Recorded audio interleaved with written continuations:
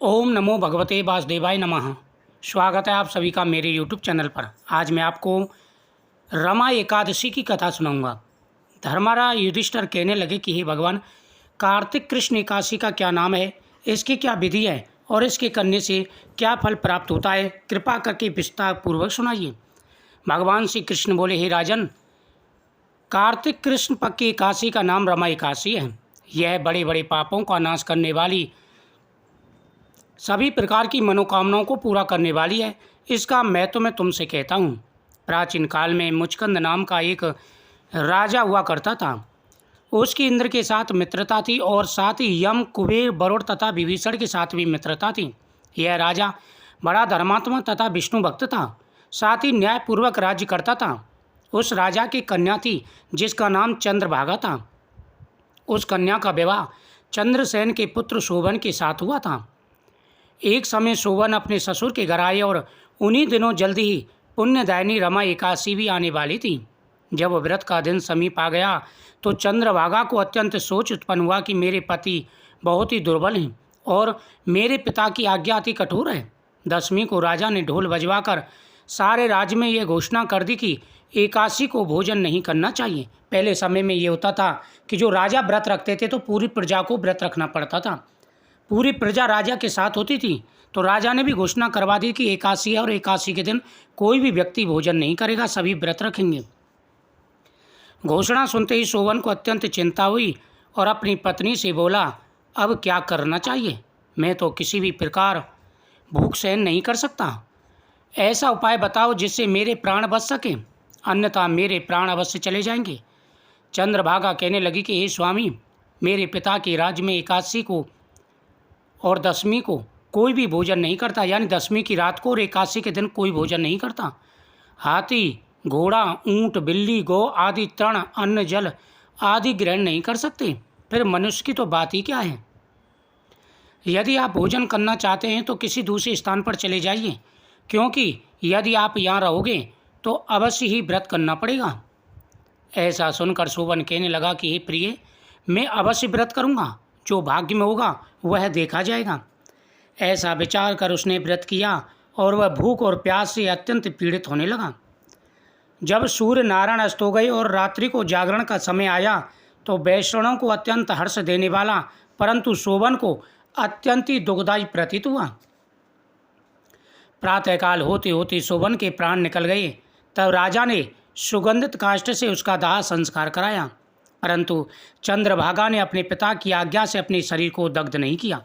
यानी जब एकादशी की रात्रि का जागरण किया गया तो सभी को बड़ी प्रसन्नता हुई, लेकिन शोभन के लिए ये दुखदायी रात्रि थी। और जैसे ही एकादशी का व्रत पूर्ण होने को आया उसी समय शोभन के प्राण निकल गए। अपने पिता की आज्ञा से शोभन की पत्नी चंद्रभागा अपना शरीर नहीं त्यागा। पहले समय में पति की जब मृत्यु हो जाती थी तो पत्नी को साथ ही सती होना पड़ता था, लेकिन पिता के मना करने पर चंद्रभागा ने ऐसा नहीं किया। शोभन की अंत्येष्टि क्रिया करने के पश्चात अपने पिता के घर में ही रहने लगी। रमा एकादशी के व्रत के प्रभाव से शोभन मंदराचल पर्वत पर धन्य दान से युक्त तथा शत्रुओं से रहित एक सुंदर देवपुर को प्राप्त हुई। वह अत्यंत सुंदर रत्न और वैदुक मणि जड़ित स्वर्ण के खम्भों पर निर्मित अनेक प्रकार के स्फटिक मणि से शोभित भवन में सिंहासन पर आरूढ़, श्वेत चट और चबर, मस्तक पर क्रीत, कानों में कुंडल, कंठ में हार, बाहों में कपूर विभूषित गंधर्व और अप्सराओं से ऐसे शोभित होता था मानो वह दूसरा साक्षात इंद्र हो। एकादशी के दिन उसकी मृत्यु हुई। एकादशी का व्रत रखने से वह मंदराचल पर्वत पर एक राजा हुआ। वह राज्य ऐसा था जो शत्रु कभी नहीं जीत सकते थे और जन्म मृत्यु से परे, यानी वह एक प्रकार से अमर तत्व को प्राप्त हुआ और उसका राज्य ऐसा था कि उसे कोई जीत नहीं सकता था। एक समय मुचकुंद के नगर में रहने वाला सोम शर्मा नाम का ब्राह्मण तीर्थ यात्रा करता हुआ घूमता घूमता उस ओर जा निकला और उसने शोभन को पहचान कर कहा, ये तो राजा का जमाई शोभन है। उसके निकट गया। शोभन भी उसको पहचान कर अपने आसन से उठकर उसके पास आया और प्रणाम आदि करके कुशल क्षेम पूछने लगा। ब्राह्मण ने कहा कि राजा मुचकुंद और आपकी पत्नी चंद्रभागा कुशल से हैं। नगर में भी सब प्रकार कुशल है, परंतु हे राजन, हमको अत्यंत आश्चर्य हो रहा है।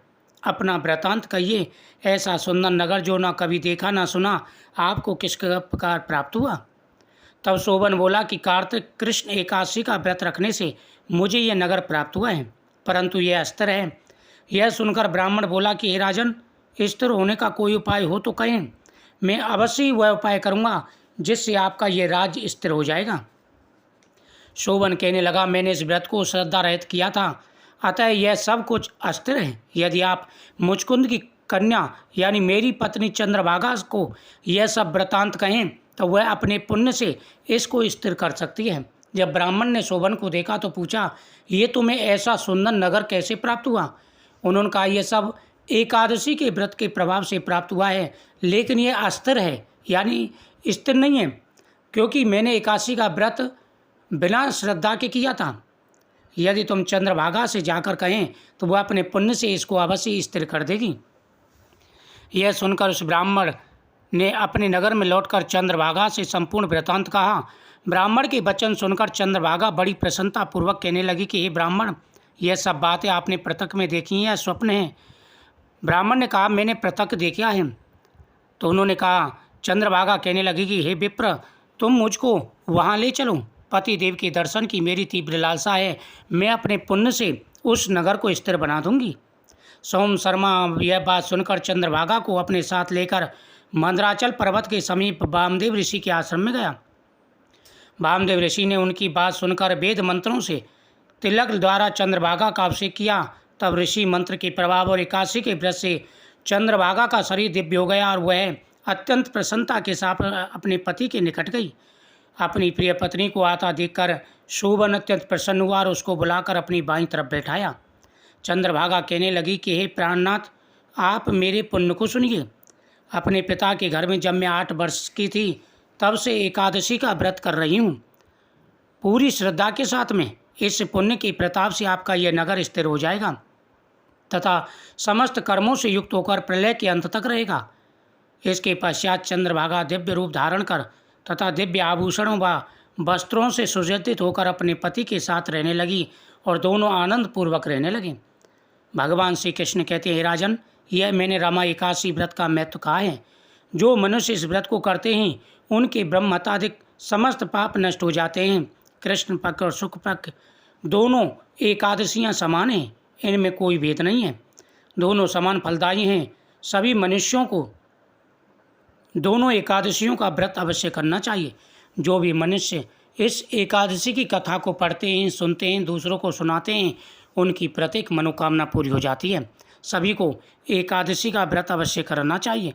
जो भी श्रद्धापूर्वक एकादशी का व्रत करते हैं, भगवान की उन पर सदा ही कृपा बनी रहती है। इस कथा को श्रवण करने के बाद में भगवान की आरती उतारें, भगवान को नैवेद्य समर्पित करें और खुद भी आप नैवेद्य खाएं, आपकी हर मनोकामना पूरी होगी। जय श्री कृष्ण।